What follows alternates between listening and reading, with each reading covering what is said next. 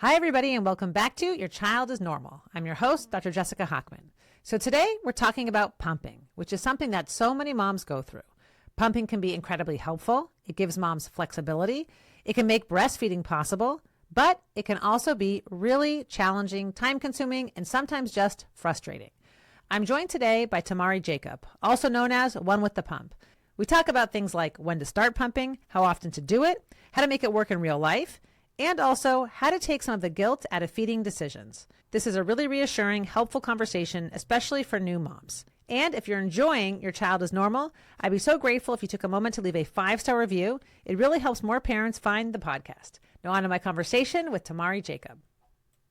Tamari, it's so much fun to have you here. I have to tell you, I've done a lot of podcast episodes relating to early motherhood and the challenges, but I have not yet done one on pumping. So this is going to be a great topic. Yes, love it. And pumping is like a sport. So I'm so happy to finally get in here and be able to talk it through with you.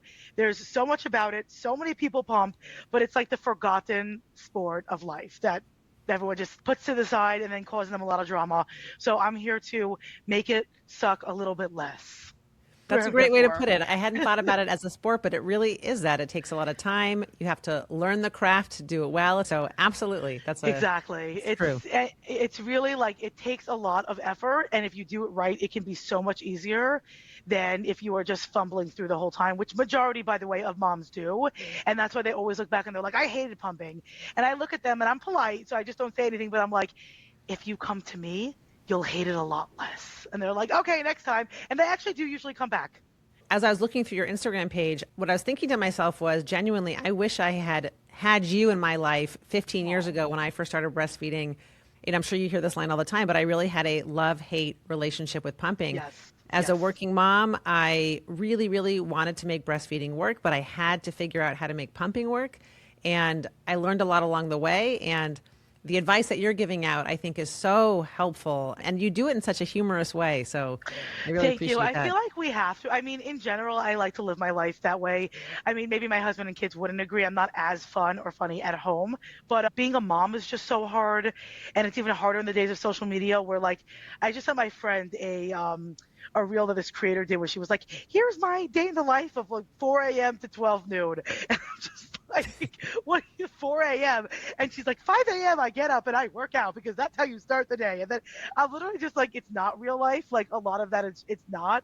But I think you have to go with it through humor because if you don't laugh at that, you're going to cry at that. So it's just easier to just be happy with it, go with the flow and make things chill. I try to just make pumping and nursing and just breastfeeding as a whole just so much calmer and more relaxed than other people make it to be because it's very stressful for moms. It actually doesn't have to be so bad if we just just take a breath. It's not so bad, I promise. It's true. And taking the guilt out of it, I think, is so important because Oh, that's for I sure. think social media offers a lot. But I think Yeah. your point about the reel about someone waking up at 4 a.m. and exercising, is that really what we're all supposed to be doing? And again, like everyone has to do what they want to do, but there's no guilt. Like good for that mom for doing it at 4 a.m. and good for the mom that does it at 12 and good for the mom that doesn't do it at all. We're all just trying to get through the day and survive till bedtime. So we're just doing our best, you And know? my hope is if you can sprinkle in a little laughter and fun in there, Exactly. that's the It just goal I'm makes it going for. better. It just makes it better. I just want people to know that it doesn't have to be as stressful as people are making it out to be, is really my main goal. I love your Yes. goal. So I'd love to hear about you. How did this become your passion? How did you become the pumping expert? That is a good question, I have to say. I definitely never planned it, is for sure. I went to school to be a teacher, to be an early childhood, special, and regular education teacher.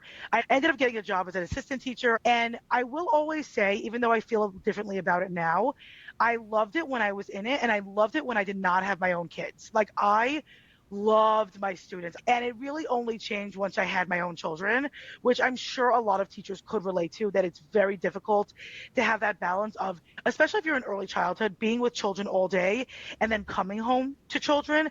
I used to tell my husband, like, all I do is negotiate with children. Like, the minute I wake up to the minute I go to sleep, I am negotiating with children 24/7. And I didn't really see any other way. I thought I would just retire at 65 with a nice pension from the New York City public schools. I thought it was going to be fantastic, and it was fine. In 2017 when I had my first son, I didn't really know what I wanted to do because I'm a first time mom and I had no clue. But I was like, I want to nurse, like my family nurse. I was like, yeah, I want to do it. I had this, I don't know why I wanted to give my kid breast milk or why I wanted to nurse. I just did. And I was not able to make it work at all. He didn't know what he was doing. I didn't know what I was doing. It was just drama, drama, drama. And I remember one of my last OB appointments when I was still pregnant with him, she asked me, like, do you plan to nurse? And I said, well, I really want to. I hope it works out. If not, I'll do formula. And she was the one that told me, if nursing doesn't work out, you could just pump and put in bottles. That was the first time it even went into my head that I didn't even know that it was an option at all. Like I never heard anyone talk about anything like that. So I was like, oh, good to know, like kind of stored it in the back of my head. He came out. He couldn't latch for anything. He couldn't find it, couldn't go anywhere, like absolutely nothing. And I ended up starting to pump. And I kept trying. I tried for 2 months, paid so many lactation consultants, tried every bottle, every supplement, every this, every that, really tried to make it work. I was grieving the nursing journey that I thought that I was going to have. I had two friends that gave birth within the same couple of months. They were nursing like champs. I'm sitting there struggling. I have the pump on. And basically at the 2 month mark, I made the choice. I was like, I'm just going to exclusively pump. And it was very lonely. It was 2017. I don't believe Instagram was a thing, or definitely wasn't a big thing yet, because I remember like being on blogs. There was Facebook groups that I was able to find, but it was definitely a lonely situation. I didn't really process anything, kind of just went through it, went on my day. Then I was pregnant again in 2019, and I was like, okay, let's give this another shot. My daughter was born March of 2020. If anyone doesn't remember what else happened in March of 2020, it was a worldwide pandemic that none of us could have, really known what was going to come. And again, guys, March 2020 was not June. We were not on Zoom yet. We were all just fighting for our lives, like trying to figure out what to do with our kids in March. We were right in that in-between time, so no one was seeing each other in person. So I couldn't get her to latch either because I didn't learn anything. So I ended up pumping for her also. I'm pumping for her. We're all stuck in the house. And then a couple of my friends had babies the same time again. And they kept asking me for pump help because I had pumped with my son. And then one day I was like, let me just put things into an Instagram just for my friends. I'll keep it really small. I am thankful to say that it ended up just becoming so important to so many people that it just kind of exploded. I mean, I was basically running this Instagram and business while I was teaching. I would have a consult at 6 a.m., at 7 a.m. when I got to the building, teach my kids, and then at night I would have consults. I was basically just running them both simultaneously until thankfully it took off enough that in 2023 I was able to quit teaching and run One with the Pump full time. So that's a very long answer to your very short question, but I feel like it's important to have all of the backstory of where it all came from, and I honestly wouldn't change a thing, and I'm super thankful that I've made it here today. I love when lemonade comes from lemons. I love a pandemic story that Literally, I love it made someone's also. life for the better. And again, I know for people that haven't had breastfeeding grief, it's like, what's the big deal? But at that time, it really was one of the hardest things that I ever went through. And again, I know for some people that's like, oh, that's the hardest thing. Listen, we all have our things. And again, at the time, it was one of the hardest things I went through. And it was very, very, very difficult. And I'm so thankful that I went through that now because I know that I'm helping so many other moms who are just navigating how to nurse and then go back to work and pump, or navigating how to combo feed, or navigating how to exclusively pump because they wanted to or they also couldn't nurse. So I'm thankful that I'm able to really help them. And I know that if I didn't start in the pandemic, it would not have worked out that way. And I'm just thankful that I happen to have done it because it's much harder now to get out. The pandemic, I feel like we were all just stuck in our houses and we were all just looking for something to do, you know? It's true. As I'm talking to you, I'm thinking about how grateful I am for the pump invention because Yeah. my mom was not able to breastfeed me. And I remember she watched me with my pump and she said, I think if I had this when I was raising you, I think I would have been able to breastfeed because when I was a baby, there were no electric pumps. It was just Right. handheld pumps, which were really arduous, really Yes. labor intensive. And I think about when I first started breastfeeding, it definitely was not easy or natural for me. Right. Yeah. And the pump was great for me personally because I had a lot of pain with breastfeeding. And I remember I had tremendous pain when my firstborn started to nurse. And I was able to put the pump at the lowest setting and keep up with some degree of milk extraction, which allowed Yeah. me to eventually heal and be able to breastfeed successfully later on down the line. It took a month or Yeah. two. But as much as I hated the pump, it did allow me to become eventually a successful breastfeeder. Yeah, and it really could be a great tool, especially those early days. And I say this about both the pump and formula. They can both be very important and helpful tools to be able to get you on your journey. Like my most recent baby, who's about 10 months now, I had to supplement in the beginning because he was turning yellow. And having the pump, having formula, having other ways to kind of get you through that hard time saves so many journeys. And I'm so thankful for it. And especially nowadays, you know what pumps they have? You know what they had back in the day? Like, I swear, forget even about the manual pump. What they had in 2017 versus what they have now, it's incredible. My youngest child is 10 years old, and I feel like in the last decade, things have dramatically improved. A Wonderful. 100%. During COVID was when like the first, like the LV was like one of the first ones in the Willow. Those were the first wearables to really come out. There are 100 now and so many different options. Like these wearable pumps, they have charging cases.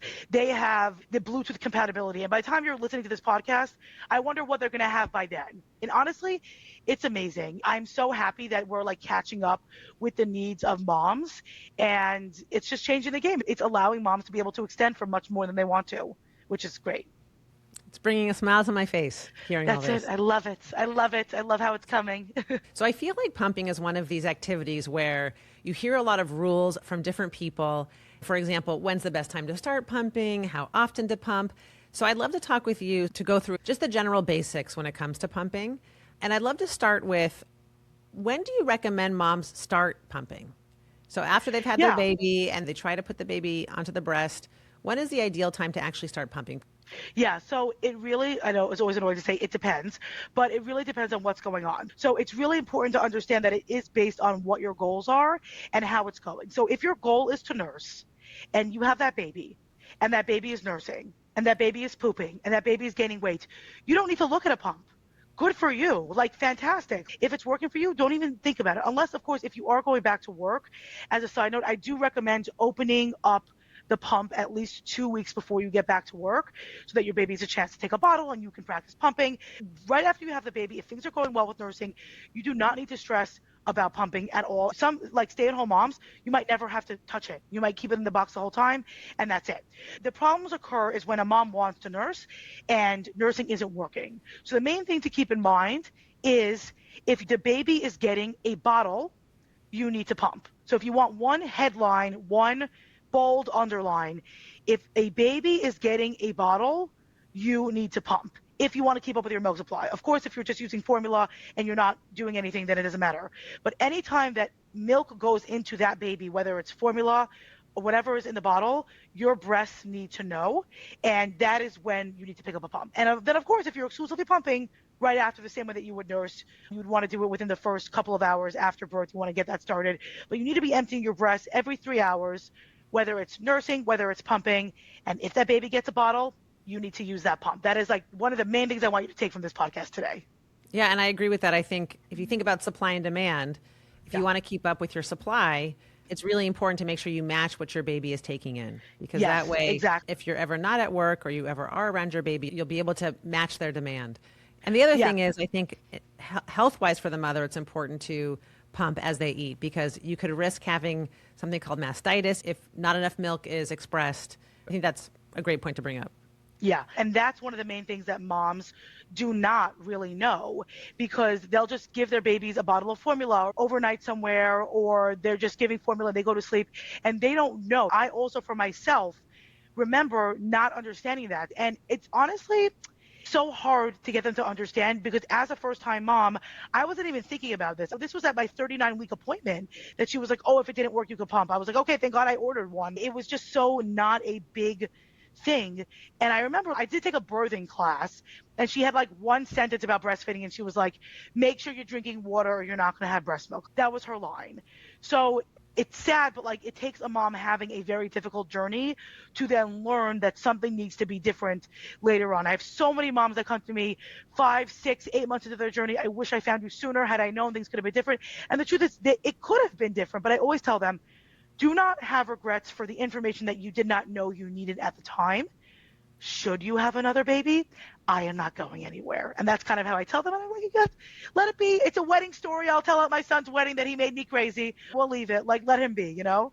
Nothing you can do about it. So, okay, so just to recap your advice, as far as when to start pumping, It depends. If a mother is planning to go back to work, you recommend initiating pumping at least 2 weeks before going back to work, giving it a try a couple of times, make sure your baby could take a bottle. But if a mom is not going back to work, she does not have to pump. She can continue breastfeeding all day long, not worry about introducing a pump. Assuming that she's cool with that, meaning if she wants to pump because she wants to go out on a date night or things like that, then for sure, then like whenever is needed. But there's no stress that you have to. You don't have to if things are going well. That's true. Advice I got that I liked, someone told me if you could pump once a day, that buys you some freedom. It allows your partner to feed your baby, your husband to feed your baby.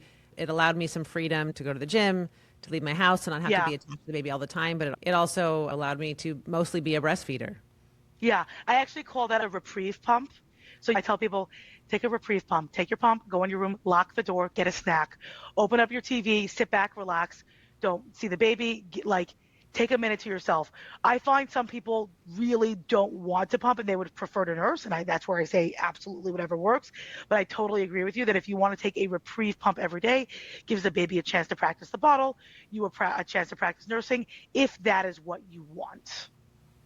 I like the flexibility. It's fantastic. Oh, yeah. We got to live, right? And then as far and the schedule goes, you recommend, especially in the beginning, pumping every 3 hours if possible and matching what the baby is taking in a bottle. Yeah. Nursing is just like whatever the baby needs. It's going to end up being sometimes 1 hour, sometimes 2, sometimes 3. Pumping, I always say pumping is easier in the beginning, but nursing is easier in the long run. Because in the beginning, that baby wants to nurse every hour, every 2 hours for 45 minutes, and they fall asleep, and you're this and you're that, and you're tired. You don't know how much they ate. It's so exhausting. Versus the beginning, you just pump. You see how much the baby's eating. It's like so simple. So people often want to change to pumping, which of course I support anything, but I'll tell them just so you know, in a couple of months when nursing is like one of those easy situations where you do just a couple of times a day, put them on, they nurse and you're done, that is when you're going to not want to be attached to the pump anymore, and you're not going to want to be cleaning all those pump parts and cleaning all those bottles and be strapped to that pump. You're going to want to just be able to nurse and be done. So everyone needs to do what works for them, but I always say just keep that in mind that it is a lot easier to pump in the beginning, but I personally find that nursing is much easier in the long run as someone that has done both. Yes, I agree with that. And I think from my experience, I loved nursing. I found it a really special time. It allows you to bond with your baby. It ends up being a faster way to feed them. The temperature is correct. There's so many beautiful things about breastfeeding, but pumping allowed me to be a pediatrician. It allowed me to go to weddings with my husband and leave my kids at home. It allowed me to live my life and still continue to breastfeed. Yeah. It's best of both worlds situation. Technology. Yeah, it really helps and saves moms so much. The main thing is to know what you're doing, know how to work it, and understand things that pain is not normal. It should not hurt when you're pumping. You should not have blisters. Your nipples shouldn't be turning colors. You shouldn't be wincing. You shouldn't be tolerating it. These are all things that moms do all the time, and you shouldn't. It should be one of those things that you put on, and yes, you have to deal with working in and things like that, but you should be able to just live your life. It should just be whatever it is. Like, it's annoying to have to do it. You do it for the time that you need, but it should not hurt. It should not be painful, anything of the sorts. Now, I'm curious for a mom who is, let's say she's near the end of her pregnancy and she's looking for a pump to purchase. What should moms be looking for when choosing a breast pump? Do you happen to have a personal favorite or a few favorites? Yeah, I always update it on my website. I have a free video library on my website, which has pump reviews, bra reviews, product reviews. It also has a bunch of videos about managing breast milk, which I had no idea about. So like how to freeze your milk, how to thaw your milk, all these different things. Regarding pumps, the main thing, and you can find my in-depth video on my website about this as well, onewiththepump.com, where you have to have a primary pump. So not all pumps are created equal. Those pumps that get stuck inside your bra with no wires, no tubings, those are called a secondary or a wearable pump. And those can be really helpful. For like 80 to 90% of moms, they are not as effective, and you are leaving milk behind. And I am sure in a couple of years from now that they will have a wearable pump that is going to be a primary. They don't have it in the time that we are recording this podcast, but I am confident that that is next on the horizon. They can be lifesavers. I remember being stuck in traffic and so grateful to have a wearable pump in the car. Just to make sure exactly. Yeah, like they're definitely going to have it, and they could be really helpful. And I tell moms, you want to have a wearable pump if you can, in addition to a primary pump. So a primary pump, there are so many amazing options for primary pumps. But if you're going to get a secondary or wearable, just note that you should really only be using that one, max two times a day. And the rest of the times, you should be using a primary pump. And if you're nursing, nursing is your primary. So the wearable can also still be used one or two times a day, but you need a primary effective method of emptying, which is going to be either a primary pump or nursing effectively. And that's just because, just to recap what you're saying, you want to make sure if you are depending heavily on the wearable, it's not as good as extracting the milk. And so it's not ideal for the long term. Correct. So I know exactly how much milk, because I pump at the same time from my regular pump that I use every day. So I will test these other pumps and I will see how much milk I get from those. There, again, I do this multiple days, but then I could see how much is left behind. Because if I normally get, let's say, 5 ounces combined, and this pump is only giving me 2.5, I just left that milk behind, which once in a while I had no choice. I was running my son to the doctor or this or that, and I was just like, okay, it is what it is. But if you do that day, your body's like, oh, we only need 2.5 ounces. And that's where the drama is going to start with your supply, which you don't want to deal with that. Tamari, was I missing out in my pumping journey by not having a Bluetooth option? You were not, because I want you to know that I really don't use it. I think it could be really helpful, but I always just go back to the bare basics. All these new things are amazing and they're fun, and the charging case, like, they're all great. And honestly, I think it's important as a working mom to understand, like, you your job is required to give you a pump break. So I always say, show up to your job pumped. This way, once you, like, I used to just get to my classroom early so that I could pump before my students come. This way, like, you don't want to get there and then you're already waiting for a pump break. So I would pump before they came. Then I would take a pump break, like usually a lot of the 30-minute pump break. So I would take my pump break. And once I'm by myself in a room, why am I using a wearable? Like, I'm just going to use my regular pump and get what I wanted. And I would take advantage. And then I would also, I always say, I would always pump on my lunch break, even if it was technically too early. Like, if I had to pump 3 hours apart, but my lunch break was 2 hours later, I would still pump then, because if you have the opportunity to pump, then it like resets the clock. So I would always pump on my lunch break. And then I would probably do it either one more time at work or on the way home. If you're exclusively pumping, a really big tip that I want to give is to try to pump, whether it's on your commute or like before your babysitter leaves, because having to come home, say hi to your kids, and then having to sit down to pump is very frustrating on both ends. Your kids are like, are you kidding me? You're like, are you kidding me? So unless if you're able to, let's say, like, have a time where like your toddler knows, like, okay, this is when mommy comes home, and like, this is our 30 minutes of screen time. I don't care how much screen time you guys do, but I'm just saying, like, this is our time to do screen time or whatever it is. But if you're able to not have pumping be the first thing that you do when you walk in the door, it will be a lot easier on you and your family. I'm getting flooded with memories of when I had my first child. I was a pediatric resident. And at the time, we would have to do 30-hour shifts every 4 days and work days in between. But those 30-hour shifts were really difficult because we would start at 6 a.m. and then we wouldn't get released till the next day at noon. And I remember having a mental challenge. Do I nurse my baby, who I'm not going to see for 30 hours, before I go in, which required me to wake her up before I had to be there at 6 a.m.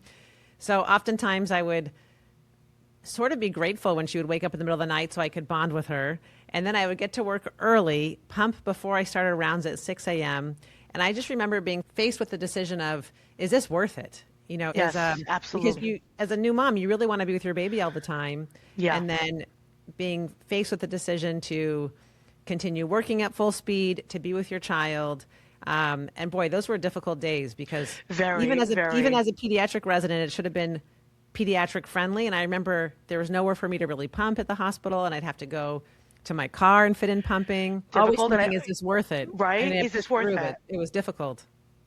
I always say that if you are going to breastfeed, whether that's pumping or nursing, you have to have this ridiculous, intangible want to give your baby breast milk, because it is so difficult.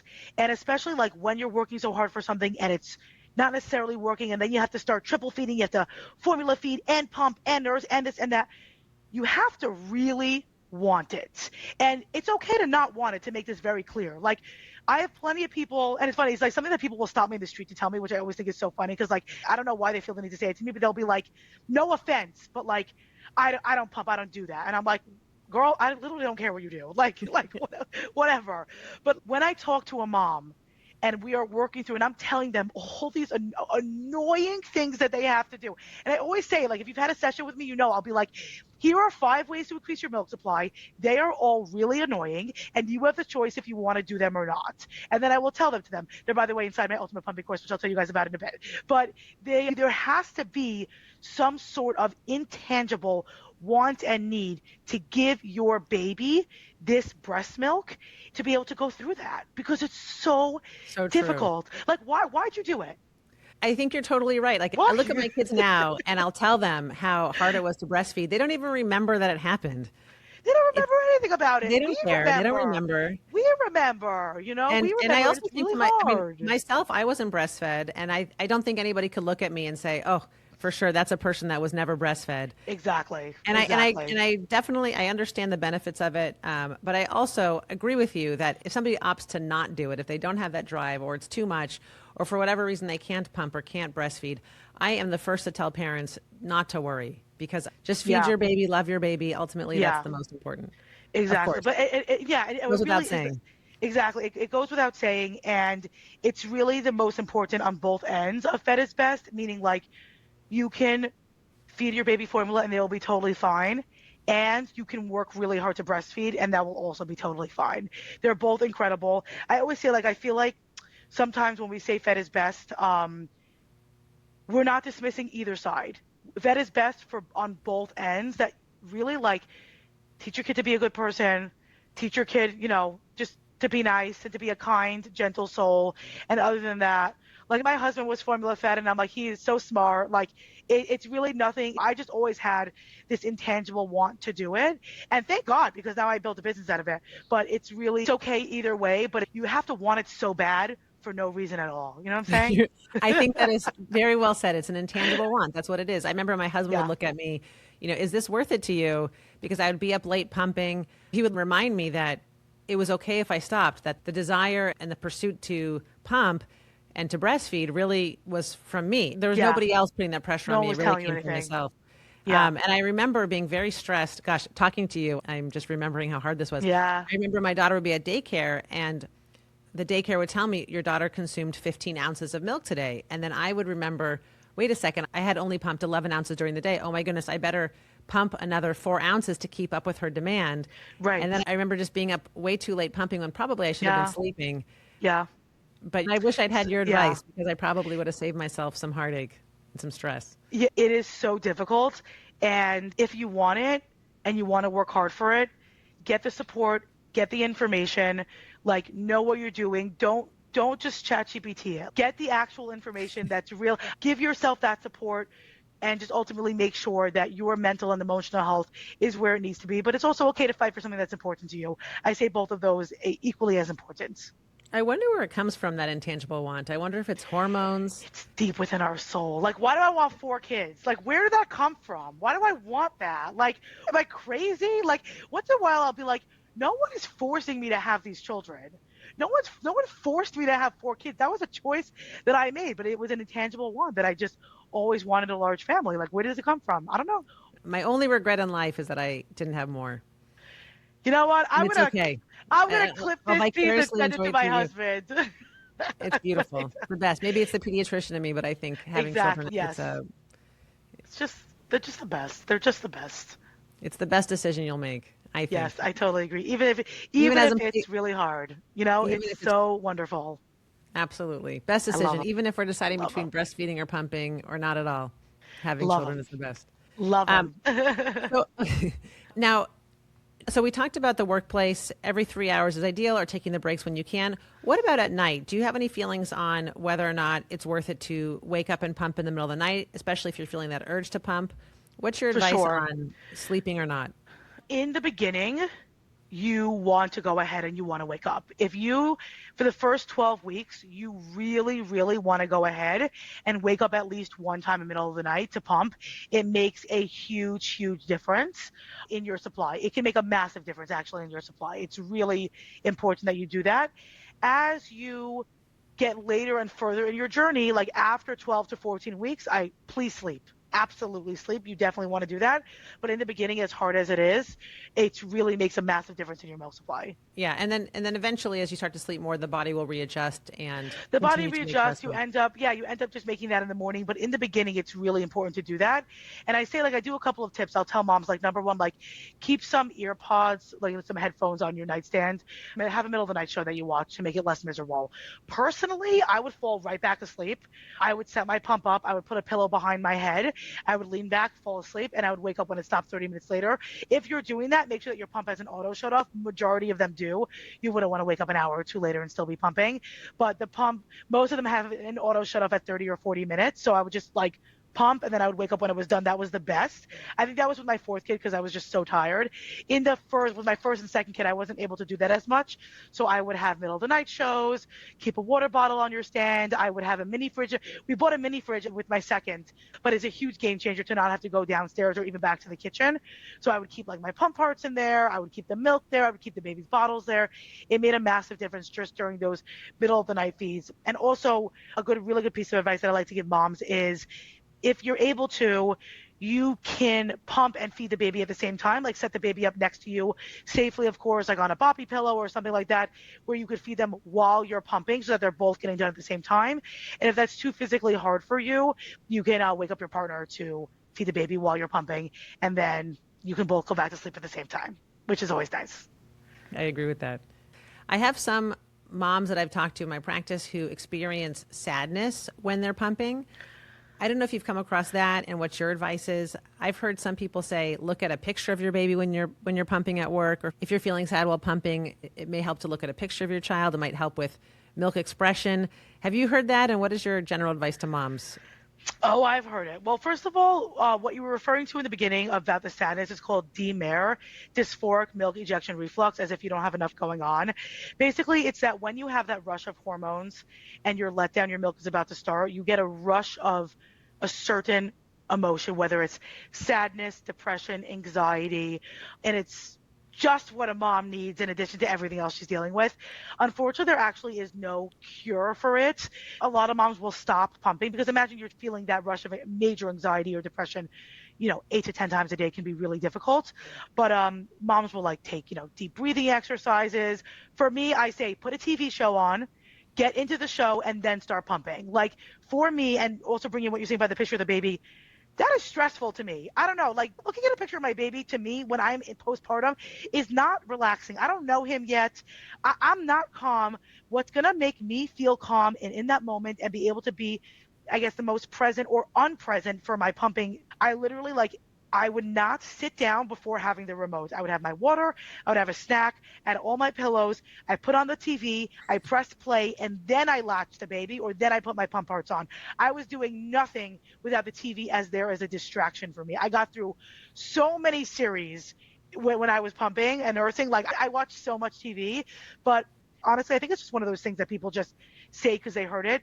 Personally, for me, I do not think that looking at pictures of your baby or smelling your baby, to me, that's stressful and honestly super annoying. If it Yeah. works for you, fantastic. It does not work for me at all. To me, distraction. Put a cover over your bottles so you're not watching the milk come out.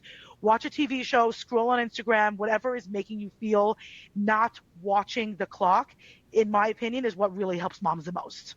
I love it. I love it. What about for thirst? Because pumping extracts a lot of God, fluids from the so mother. If thirsty. anyone's gone through breastfeeding or pumping, they know it makes you incredibly thirsty. I'll tell moms, Thirsty. just make Yes, sure you have that's a drink by exactly your what I side as say. you're breastfeeding or Yep. nursing. What do you say? It's like, what is it, the Pavlov's like method with the dog? Like the second the pump comes on, I'm like, I'm so thirsty. I always make sure to have a water bottle next to you 100% of the time. Like you're going to be so thirsty. I don't know if it's a learned thing, but it is real. So Never in definitely my get yourself. life have I experienced thirst to such a degree as when I was breastfeeding. Same here. I just wanted It's out of watermelon juice all control. day long. Yes, absolutely. I love that. So if it works for you, I thought it'd be fun to go through some lightning round questions with you, if that Ooh, works. fun. Yes, I love that. All right, you ready? Let's do it. Okay, one pumping myth that you wish would disappear. That you cannot combine your milk throughout the day. Extra stress for moms. Combine all of that milk up to 5 days in the fridge. Feel free. Do not stress. Meaning from one pumping session, you can combine the milk from another pumping session. Yes. Yeah. And breast milk lasts a lot longer than you think. And I'll leave it at that because I can't, meaning like my breast milk in my house lasts longer than what they say online is all I'll say. I don't know if it's a liability or we want to be careful with our recommendations. We don't want to make a wrong Exactly. recommendation, but milk Exactly. spoils. And if you Yes. taste it or smell it, you can tell when it's no longer good. You can smell it. And if it smells blank, I always say it smells blank, it smells like nothing, it's fine. Like, I don't think we've ever thrown out breast milk in this house unless it was like a thawed bag. Or one time I found like in the back of the fridge, like 2 weeks old, like, yes, that we're going to throw out. Other than that, it lasts. Err on the side of keeping that liquid gold. Exactly. Best pumping tip for working moms. Um, have the right equipment for yourself because it will make a complete difference. And keep an extra set of pump parts at work. There will be one day that you forget one part and then you are screwed. Keep That is so one good. full, it's like $20. You can get like an off brand from Amazon. Take the box. You don't even have to put it in the side. You will be happy. You will thank me that day. I learned that the hard way. I had an electric pump that Most I of brought us to work, do. and there's that Yeah. little white plastic The duck cover bill. That's that it. I The duck forgot, bill. could not pump, and I ended up Yep. having to go to CVS and buy a manual pump just to get Yep. me through that day. So I think Exactly. that's wonderful advice. Great Yeah. reminder. Yeah. How long should a mom expect each pump session to realistically take? Honestly, and you're going to be shocked by this answer, 30 minutes. Because most people's sister and mother-in-law tell them that 10 to 15 minutes is fine. For some moms, it's fine. If it's not fine, make it 30 minutes. See what happens. Thank me. You'll come back to thank me. Trust me. What are your thoughts on moms making a breast milk stash? Is it really that important? Is it just there to make them feel secure? Does it really matter? What are your thoughts? Yeah, yeah. So I'm going to say this as quick, lightning as I can. If you have it, I love it. Meaning if you have it. So not with my first I had to supplement. With my second, third, and fourth, made an incredible amount of milk. It's not normal, but I'm a professional at it, so thankfully I'm good at it. And now, since my current baby was like 6 months, I've only been pumping 3 times a day because I had a massive stash and I still have. So I only had to pump 3 times a day because he's getting one frozen bag, sometimes 2 frozen bags a day. So in that case, I love it.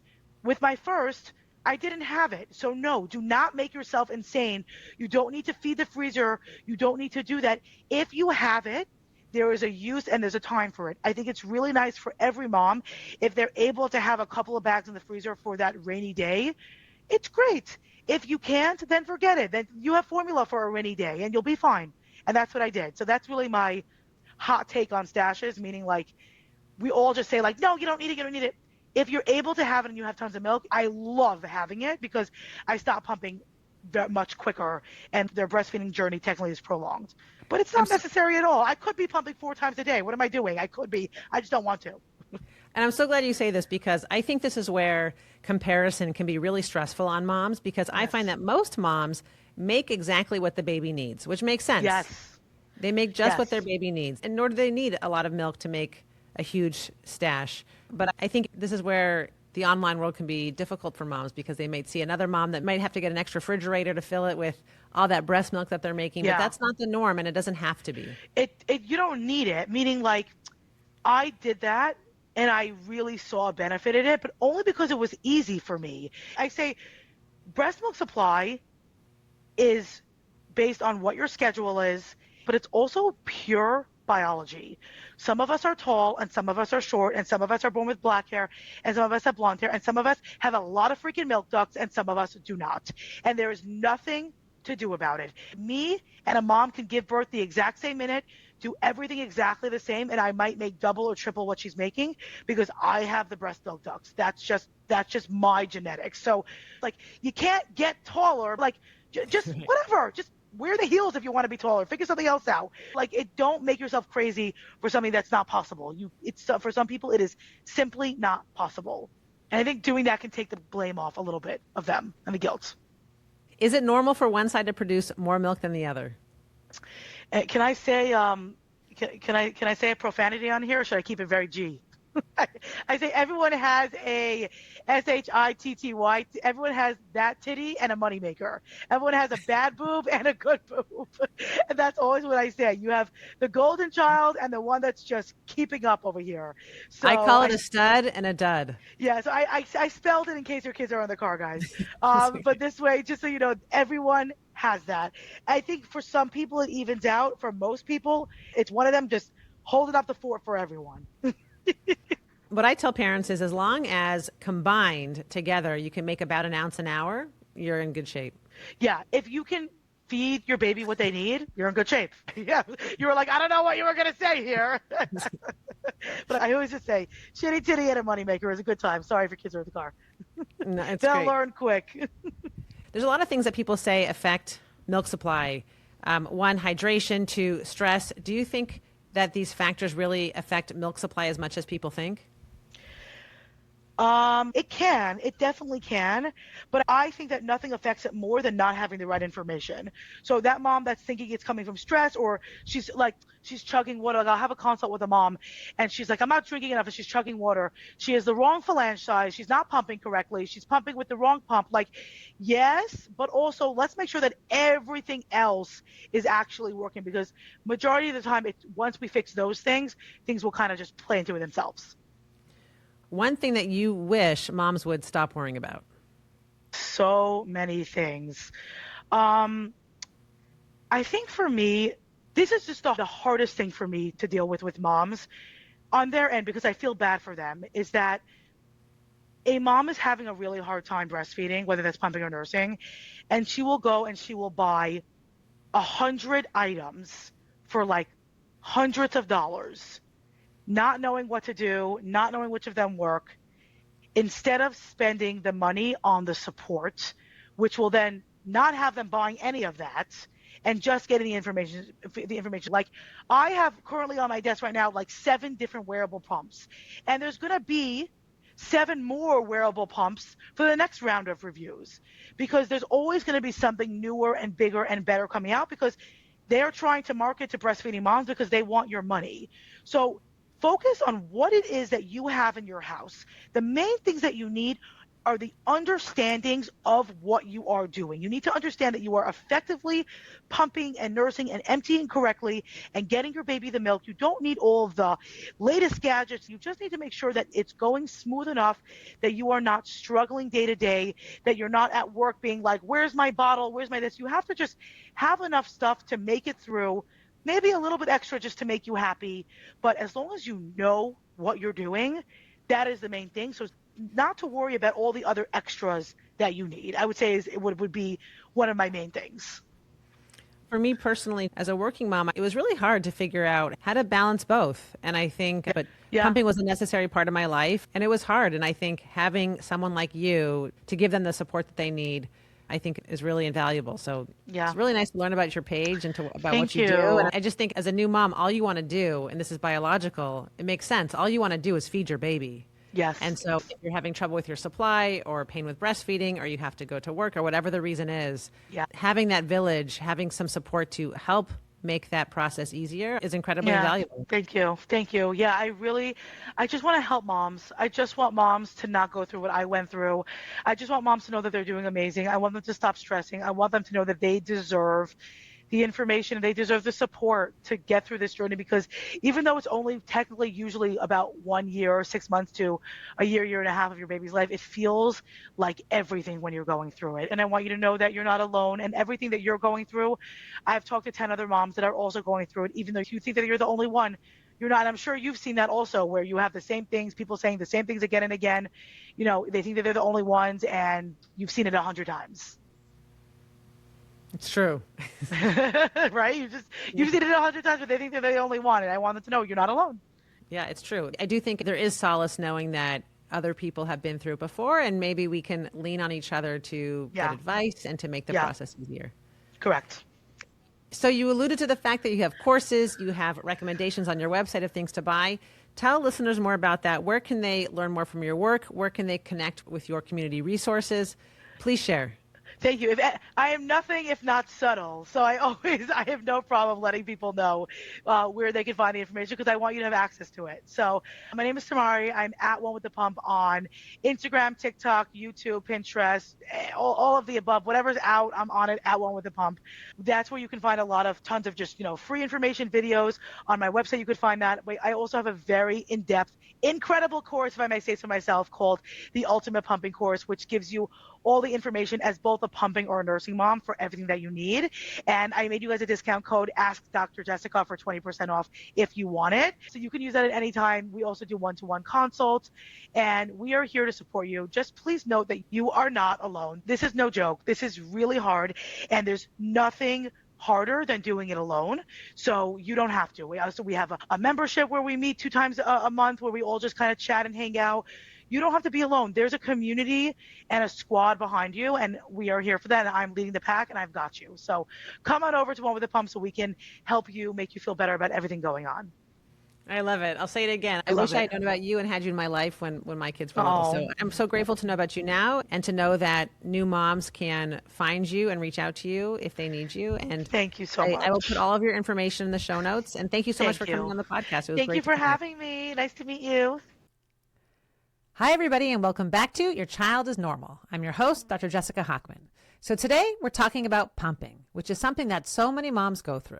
Pumping can be incredibly helpful. It gives moms flexibility. It can make breastfeeding possible, but it can also be really challenging, time-consuming, and sometimes just frustrating. I'm joined today by Tamari. She's also known as the one with the. I'm joined today by Tamari Jacob, also known as One with the Pump, who's become. I'm joined today by Tamari Jacob, also known as One with the Pump, and she's become such a great resource. Who has become such a great resource for moms navigating this? Who has become such a great resource for moms navigating this? She shares really practical advice, and she brings a sense of humor to something that can otherwise feel really stressful.